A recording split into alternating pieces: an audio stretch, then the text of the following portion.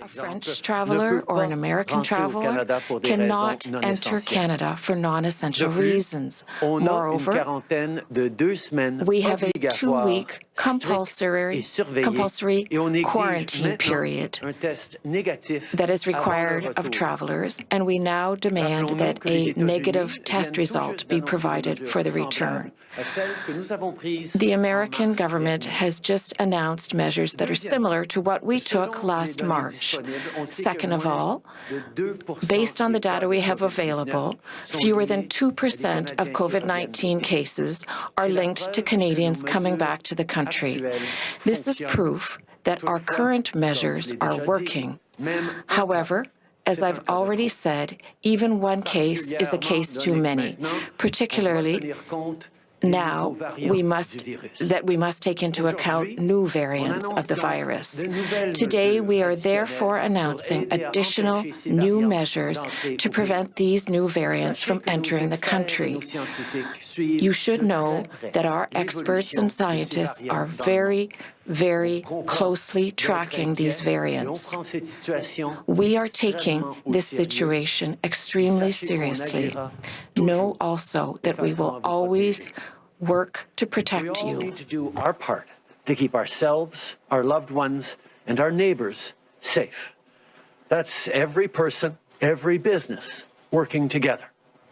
And now, Canada's air carriers are stepping up to protect Canadians too. The government and Canada's main airlines have agreed to suspend service to sun destinations right away. Air Canada, WestJet, Sunwing, and Air Transat are cancelling air service to all Caribbean destinations and Mexico starting this Sunday up until April 30th. They will be making arrangements with their customers who are currently on a trip in these regions to organize their return flights.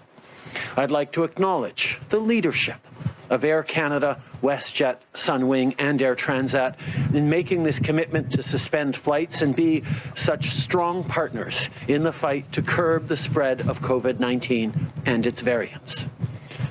We appreciate the work the Canadian Airlines and their frontline workers have done to make air travel safer and to bring Canadians home when this pandemic struck last spring. With the challenges we currently face with COVID-19, both here at home and abroad, we all agree that now is just not the time to be flying.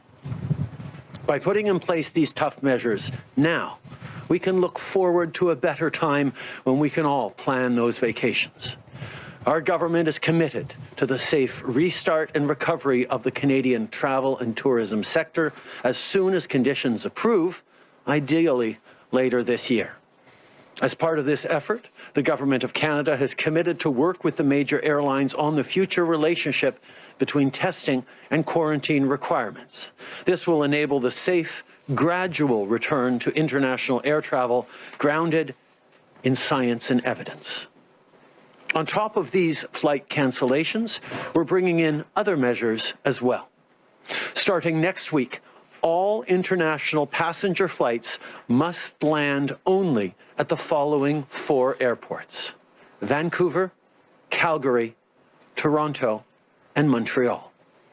In addition to the pre-boarding test we already acquire, as soon as possible in the coming weeks, we will be introducing mandatory PCR testing at the airport for people returning to Canada. Travelers will then have to wait for up to 3 days at an approved hotel for their test results at their own expense, which is expected to be more than $2,000. Those with negative test results will then be able to quarantine at home under significantly increased surveillance and enforcement. Those with positive tests will be immediately required to quarantine in designated government facilities to make sure they're not carrying variants of potential concern. We will also, in the coming weeks, be requiring non-essential travelers to show a negative test before entry at the land border with the U.S., and we're working to stand up additional testing requirements for land travel. Aujourd'hui, je peux annoncer qu'à partir de Today, I can announce that as of Sunday, flights between Canada and southern destinations, specifically the Caribbean and the Mexico, will be suspended until April 30th. Air Canada, WestJet, Sunwing, and Air Transit have agreed to be part of the solution to protect the health and safety of Canadians. Moreover, as quickly as possible in February, we will be adding a second additional compulsory test at the airport for arriving passengers. As passengers await the results of that test, they will be required to wait in quarantine at their expense in a supervised hotel. That expense will be $2,000 per traveler. If these tests are negative, the travelers may remain at home in quarantine up to 14 days with increased surveillance. Anyone with a positive test will be sent to a designated government facilities so that we can ensure they do not have the new variant. There are various logical and other reasons that force us to take these decisions, which are not made lightly. We will always take a rigorous approach to make informed, effective decisions that take into account all factors and their consequences. We have known since the beginning of the crisis, you have known since the beginning of this crisis, rather, that my priority is to protect Canadians. We must continue to work together. No one wants political battles because of the pandemic. With regard to the vaccine, on Wednesday, I spoke to Ursula von der Leyen, the President of the European Commission. She confirmed that measures taken by Europe will not affect the delivery of vaccine deliveries by Pfizer and Moderna to Canada. Affecting many countries, including Canada, for the next shipment of the Moderna vaccine, which arrives next week. We will receive 78% of the expected amount, translating to 180,000 doses. I want to be clear. We will always share the most accurate information we have, but in the short term, those numbers can fluctuate. But as global production continues to pick up, there will be more stability in the system. And most importantly, this temporary delay doesn't change the fact that we will still receive 2 million doses of the Moderna vaccine as planned before the end of March, as we've been saying for months. On vaccines, I had another call with the global CEO of Pfizer, Dr. Albert Bourla, who confirmed yet again that we are still on track to receive 4 million doses of their vaccine before the end of March. We also talked about Canada receiving more doses ahead of schedule starting in the spring. We'll have more details to share on that next week. Production lines around the globe are adapting to high demand from every country. We are focused day in and day out on getting a vaccine to every Canadian who wants one by the end of September, and we are very much on track to do just that. Since the beginning of this pandemic, our priority has been protecting you and your family. And just like that means securing vaccines, it also means making sure that kids are safe at school. I've had the chance to drop in on virtual classrooms across the country. From Edmonton to Miramichi, I've been reminded about how just how resilient kids are. But that doesn't mean it isn't tough for them, too. Emily at St. Martha's in Kingston told me that school is hard these days because of COVID. To Emily and her friends in Mrs. Au's class, and every kid out there listening, you're doing a great job. So keep it up. With this second wave, your schools need support to keep you safe, protect your teachers, and make sure you and your friends can continue learning wherever you are. So today, I have some important news to share with you. We've now reached agreements with all provinces and territories for the second installment of federal funding through the Safe Return to Class Fund. This $1 billion investment will go towards everything from more sanitizer to better ventilation for classrooms to support for online learning and remote classes. Bien sûr, l'éducation est de compétence provinciale. Of course, education is a provincial jurisdiction, but as I said to the premiers when we announced the Safe Return to Class Fund last year, it's a principle that we will always respect. Provinces and territories will be able to use the support that we provide through this fund to help schools, teachers, and students during these difficult times. Already, the first installment in the fall made a great difference to the children and schools across the country. Staff, students, volunteers across the country, you're doing a remarkable job. The lessons you're teaching our kids, resilience, critical thinking, compassion, will serve them and our country for the rest of their lives. Things will get back to normal. And until then, we will keep having your back. Au Canada, peu importe votre âge. In Canada, no matter what your age, no matter where you live, no matter who you are, every Canadian deserves to feel safe. Last September, the tragic death of Joyce Echequan was a reminder how ingrained systemic racism still is in our society. It is unacceptable that there are members of our Indigenous communities that are subjected to racism in our healthcare systems. Yesterday, another national dialogue took place.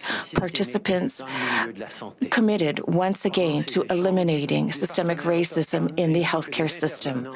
During these conversations, representatives from the Indigenous communities, education, the provinces and territories, and healthcare, among others, were able to express their opinion and offer solutions to this problem.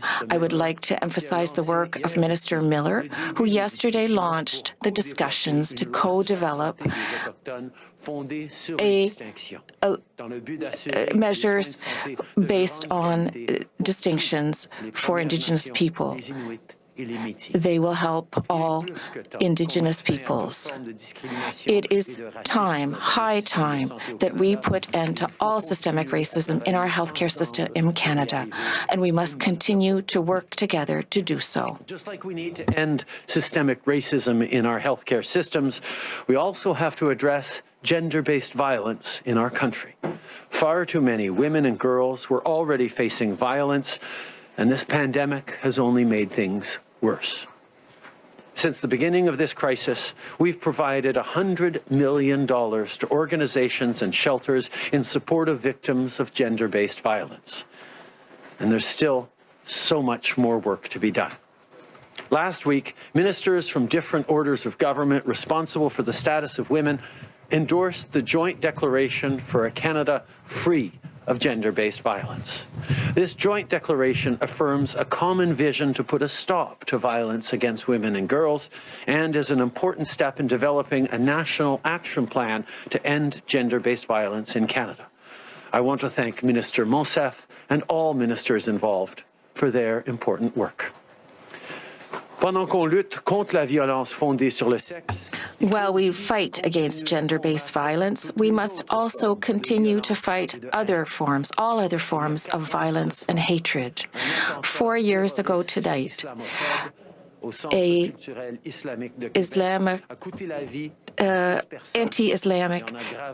anti-Muslim terrorist attacked the Quebec mosque and caused victims there. The communities across Canada, to Muslim communities across Canada, I know this is still painful. To all Canadians, all Canadians are in solidarity with you. We are all united to defend our values of diversity and inclusion. What we do counts, what we say counts as well. Racist comments, disinformation, trolling, online and elsewhere.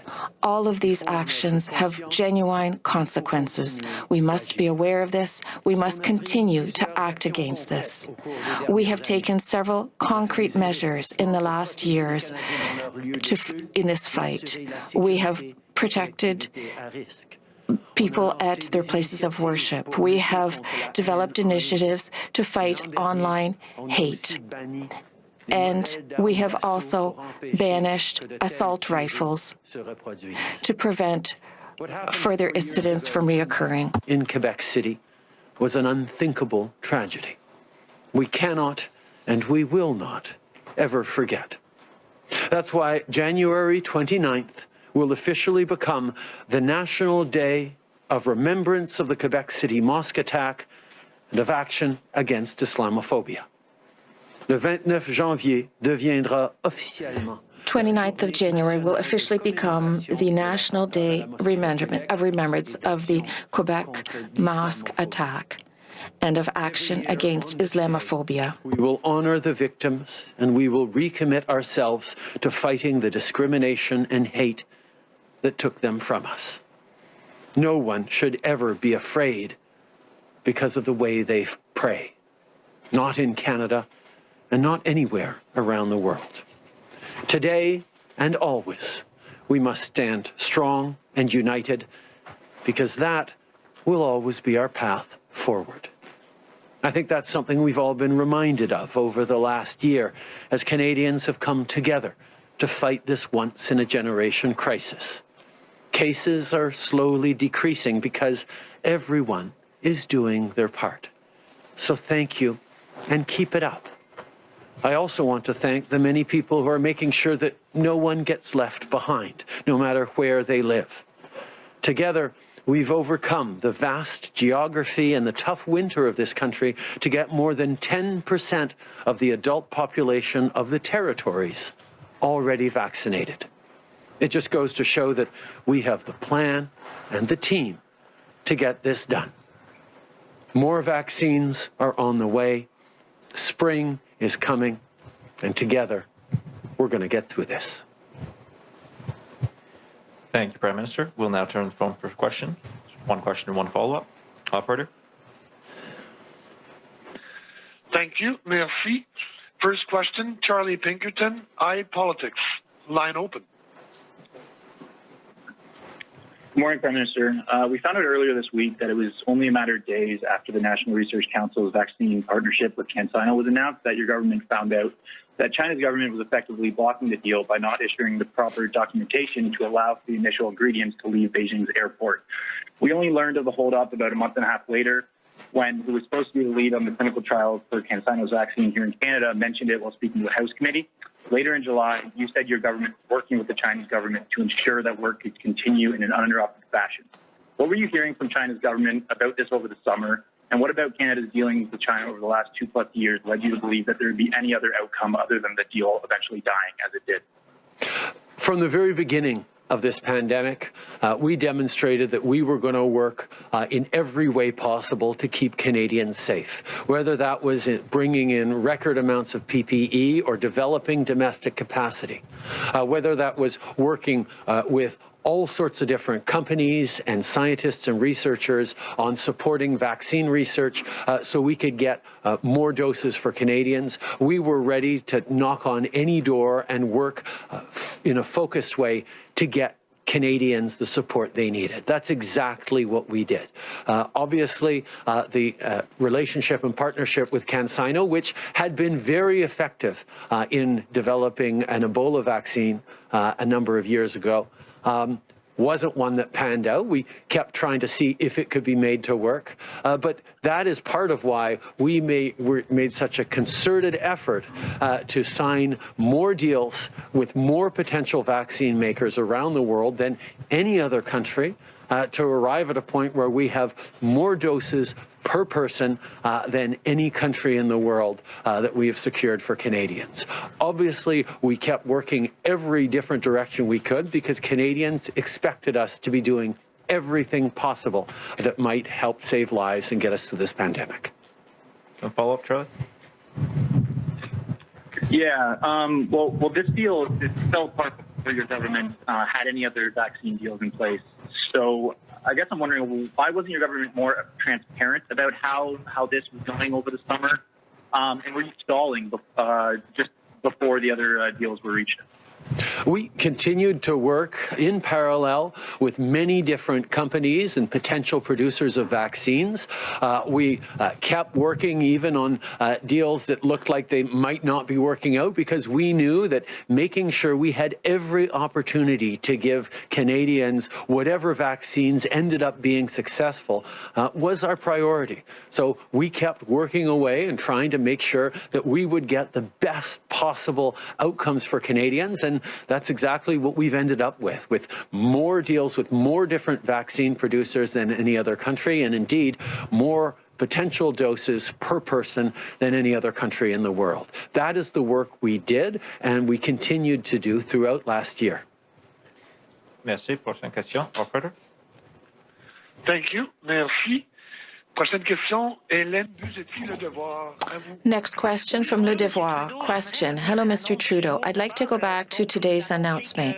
First of all, you are announcing that the airliners will be canceling certain flights. Will there be any financial compensation? Did your government offer any financial compensation? And second of all, we learned earlier that there was a danger in suspending flights because there could be problems with the supply chain. What will be the effect of this decision then? Answer. First of all, we're in ongoing talks with our airlines. We are having very good discussions. We recognize to what extent it is important for Canada to have a healthy, competitive, successful airline industry once we get through this pandemic. And we are here to support airline companies. We recognize what they have done, and we thank them for making this decision to protect Canadians and to prevent flights from leaving to Mexico and the Caribbean in the next few months. Now is not the time to fly, and we will be continuing to work with the airline companies to ensure that the airline industry is healthy after this pandemic. I'm sure there will be a lot of Canadians who will want to take their vacation abroad once public health conditions allow. As for supply chains, we are always ensuring that our supply chains remain robust with regard to these chains. There are not a tremendous number of commodities that will be affected by the cancellation of these flights to sun destinations, but we are still, of course, monitoring the situation to make sure that essential flights can still take place. Continued to work with the airline industry in Canada. We know that it's going to be extremely important to have a flourishing, thriving, competitive airline industry in Canada once this pandemic is done. I know a lot of Canadians are going to want to start traveling again as soon as the public health requirements allow it, and we need to make sure that our airlines are healthy and present to be able to respond to the demand that Canadians will bring once we're through this pandemic. That's why the conversations with these airlines continue, but I really do want to take a moment to salute and thank the leadership of Canada's main airlines for having taken this step to keep Canadians safe during the heart of this difficult wave of the pandemic. Follow-up question. I'd like to go back to this quarantine period, 3-day quarantine period, a compulsory one for travelers arriving. You say it could cost $2,000. It seems awfully expensive. Could you talk about this amount? Does that include the cost of the test? And then if ever there was a positive test, travelers would have to go to a public health institution? And what about the people who are staying 14 days in quarantine? Answer. It's a very good question. We will have more details in the coming days. But the main lines of this decision are that anyone who comes back to Canada from non-essential travel will have to undertake an immediate test upon their arrival.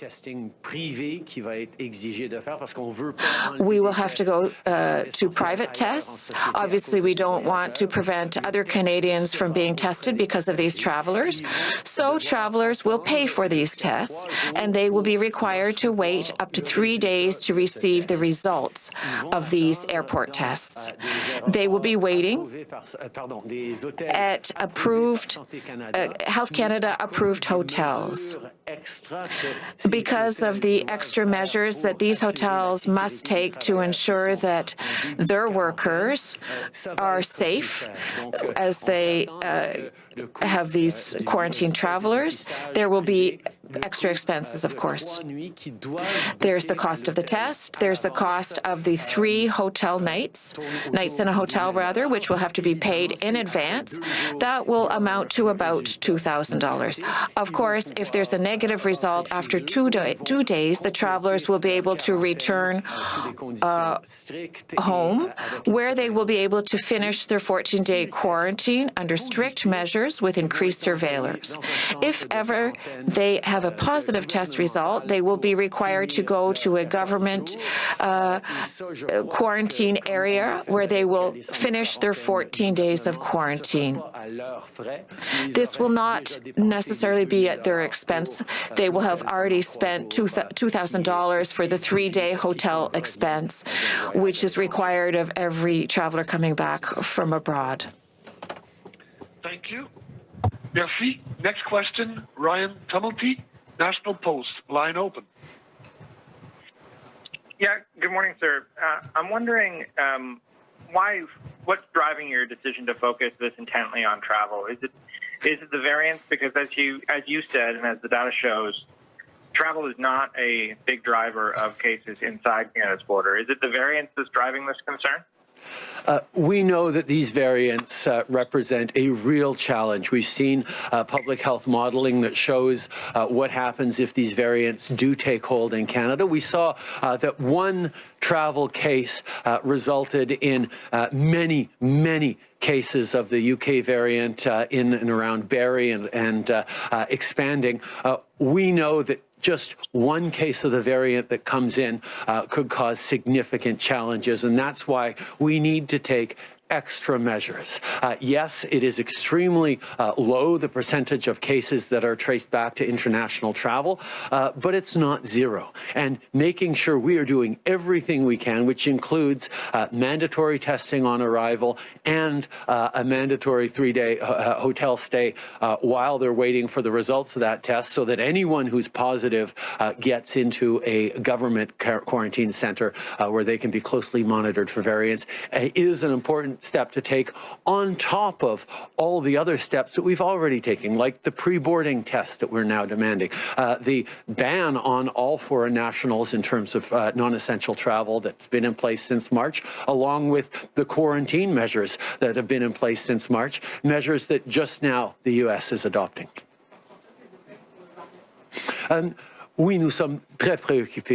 Yes, we're very concerned by the arrival of variants of this virus. We saw what happened in Barrie, Ontario. One single case of the variant spread very quickly in the community, so we must do everything to prevent the arrival of these variants. The elimination of non-essential trips down south, these increased measures to detect COVID-19 at the airport, and a quarantine period in a hotel near the airport while awaiting test results. Those are all measures that will help us.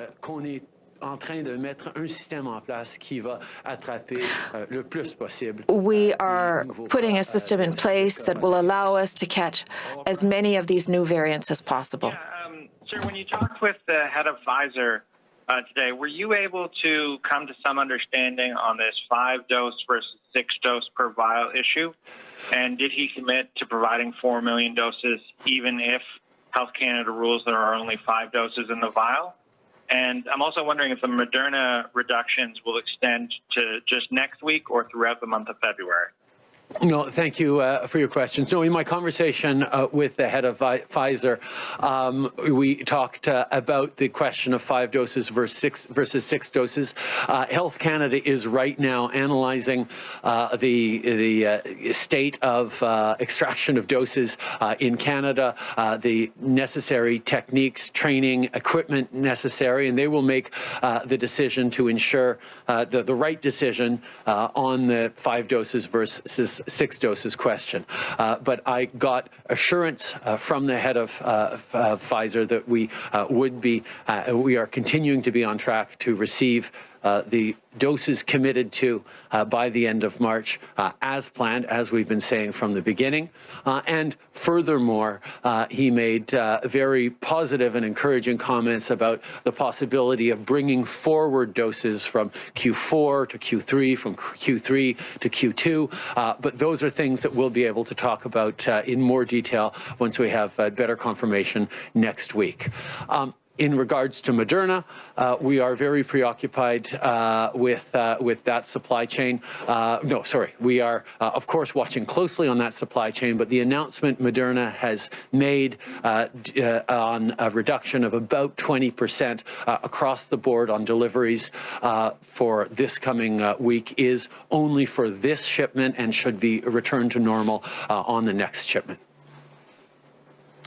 David Aiken, Global News. Good morning, Prime Minister. I want to come to these travel restrictions. Even before today's announcement, we had restrictions on mobility.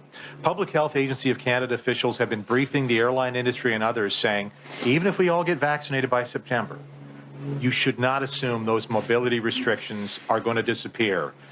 Can you confirm that? And can you tell Canadians, who are making all the sacrifice, in October, in November, will international travel resume in any shape, way, or form? What's it look like? What are we all doing this for once we all get vaccinated? We're doing this to keep as many Canadians alive and healthy as we can through this pandemic. We're taking difficult measures now so that we can get through this quicker, so that we have less damage to our economy, to our industries, to our workers, to our lives. This is something that Canada is focused on, and that's why we've brought in so many different restrictions on international travel from last year, because we knew that keeping Canadians safe needed to be our first order of business, not just for the health and safety of Canadians, but for the health and safety of our economy as well. If we want to come roaring back strongly, we need to make sure we are minimizing the disruption and the damage done by cases across this country. In regards to when we're going to get to travel again, when things are going to go back to normal, that's the question we've been asking ourselves every month since last March. When is this going to be over? We're going to keep doing the things that will end it as quickly as possible. And that means staying home, staying safe, getting vaccines here as quickly as possible. What Canada will look like this summer, what Canada will look like this fall, we certainly hope that there will be far fewer restrictions, that we will be able to be back to a more regular life. Whether our international allies and partners will be at that same place is something we're going to have to look at carefully before we reopen international travel, before we get back to normal. We're working in a concerted way, as focused on this as possible, to make sure we get through as quickly as possible, and that's all we can do, and that's what we're continuing to do. I'm just looking perhaps for a little more precision on the when question. So as public health officials, your cabinet thinks on the when, you'll be looking at a variety of factors, I assume. Case counts, distribution of rapid testing kits, all sorts of things. Can you be a little more precise, saying once we hit these sorts of markers, we can then start thinking about resuming some sort of normalcy. Can you be more precise on that? Well, let me give you an example right now. We're very much looking at what the spring budget is going to look like, and how much or what elements of a recovery stimulus we put into that budget will depend very much on where we are and where we think we are in terms of the economy reopening, things getting back to normal. There are many, many different things we're looking at in terms of how we get back to normal. Not all of them are in our direct control as a government or even as a society. For example, the effectiveness of vaccines in preventing reinfections or preventing spread of COVID-19. There are many things that are still being looked at, and we will always bring in all those factors to make the right decisions for Canadians and for our economy. We said from the beginning that we'd have Canadians' backs and we'd get through this the best way possible. That's exactly what we're on track to doing. Good morning, Prime Minister. Kevin Gallagher from CTV National News. You're calling these tougher travel restrictions, but for weeks, premiers have been asking for something even stricter, a total ban on international travel, something the opposition parties seem keen to support, especially with the new variants that surely aren't all coming from sunshine destinations. So why not have stricter measures even with travel? And in fact, why isn't your government acting sooner on this? We have some of the strictest restrictions on travel of any of our allied countries around the world. And today, with these further measures, we're announcing even more measures that are going to keep Canadians safe. The mandatory testings on arrival for anyone arriving in only our 4 main international airports. The mandatory wait time in a local approved hotel for the results of that test, the cancellation of flights to sun destinations and to Mexico. These are things that will significantly reduce the risk of importation of new variants across the country. But we, as always, have a multi-layered approach that works with partners to ensure both feasibility and maximum safety for Canadians in a way that is responsible, and that's exactly the balance that we've struck. Hello, Prime Minister. Mike Blanchfield, Canadian Press. Some questions on the contracts with the different vaccine makers. The United States has released redacted contracts with vaccine suppliers months ago. The European Commission has asked its suppliers to release the contracts, and AstraZeneca has apparently done that today. The Commission also says it wants to publish all of its contracts in the near future. Why is Canada insisting on keeping the details of these contracts from the public, from the taxpayers who are spending the money? What is your thinking for that? Is it pressure from the companies? What's at play here?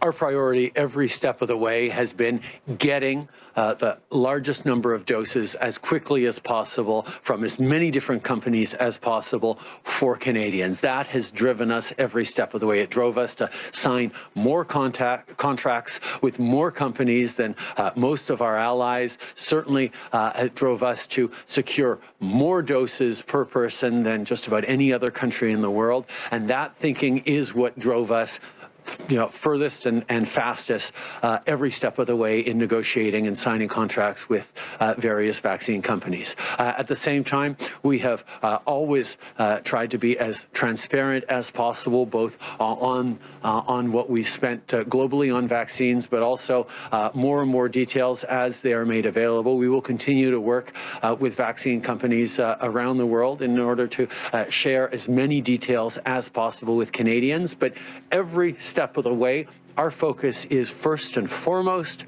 on getting the help to Canadians they need as quickly as possible, and we're not going to risk jeopardizing that. Hi, Prime Minister. Tom Perry, CBC. Has Moderna told you what's causing this disruption, and have you received assurances from the company that it's only the one shipment that's going to be reduced? I spoke with the head of Moderna last week, I believe, or earlier this week. It all blends together. And he talked about certain concerns they had around the manufacturing process. momentary reduction in production is something that they've told us is only going to be for this one shipment at this point. It's just a 20% reduction. We're still going to get over 170,000, I think, vaccines from Moderna in this current shipment. But we know that this is something we're going to have to keep watching very, very closely. We still remain very confident we're going to get all the doses that we secured from Moderna by the end of March, as expected, as planned. We will continue to work closely with them. But again, the numbers on vaccine arrivals in this new process where industrial processes are being stood up around the world from scratch for these vaccines, we always expected them to fluctuate a little bit, which is why we work so hard to, first of all, establish good relations with these companies, to sign deals and contracts with these companies early on to have a larger range of potential vaccines for Canadians, and where we are confident that we are going to be able to hit the big milestones that we laid out to Canadians. Getting doses in December was an extra, was a bonus, was something we were able to do that got us to stand up our supply chains in a more efficient way. But it wasn't something that we had necessarily planned for. It was something we were able to work for and get. Getting a number of doses in Q1, we had assurances that we were going to be able to get 6 million doses of vaccines by the end of March, and we are still very much on track for that. And that is the number that we have consistently shared with Canadians, and that is the number that we are going to hit despite momentary delays and fluctuations that are hitting countries and productions around the world. We also remain very much on track to getting every Canadian who wants to get vaccinated by September. That is something that I can reassure Canadians on, and that's what we are working on. We are going to get there. En français, mais juste sur la partie sur qu'est-ce qui explique le retard de Moderna. The interpreter cannot hear the question. Answer. When I spoke to the CEO of Moderna a few days ago, and today as well, we were told that there is a production delay that has caused this temporary reduction in the number of doses sent this week, a 20% reduction. That affects this production delay is affecting all their clients across the world, and things will be back to normal for the shipments following this week. We will be able to meet our March 31st target for Moderna doses.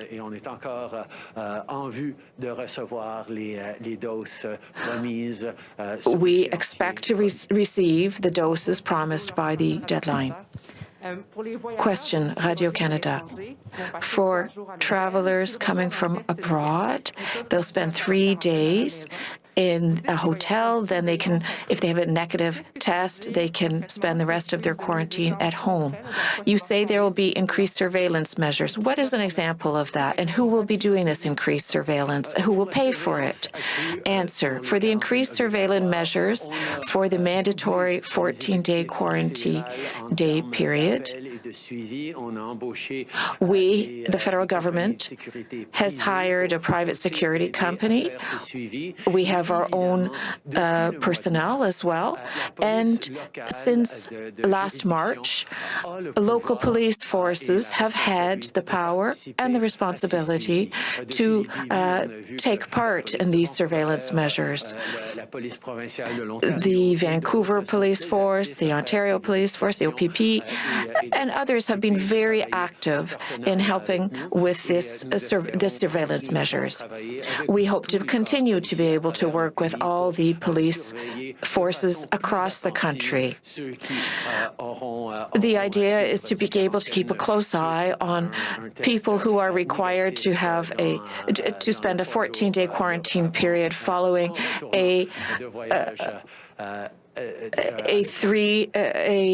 negative test upon arrival. We have increased surveillance and enforcement measures of mandatory quarantines. From last March, we've been working with police of jurisdiction who have the authority to ensure local police forces, provincial police forces have the authority to follow up on quarantine requirements. We've seen police from Vancouver to the Ontario Provincial Police to elsewhere stepping up and being part of this monitoring of quarantine. We are increasing the number of calls we're making from the federal government. We're hiring private security firms to help with those follow-up. And of course, there will be a particular focus given on returning travelers who've gone through the process of the 3-day test results when they come back. Pas d'autres questions? Il fait tellement chaud aujourd'hui. Spring is coming, we hear. All right, that is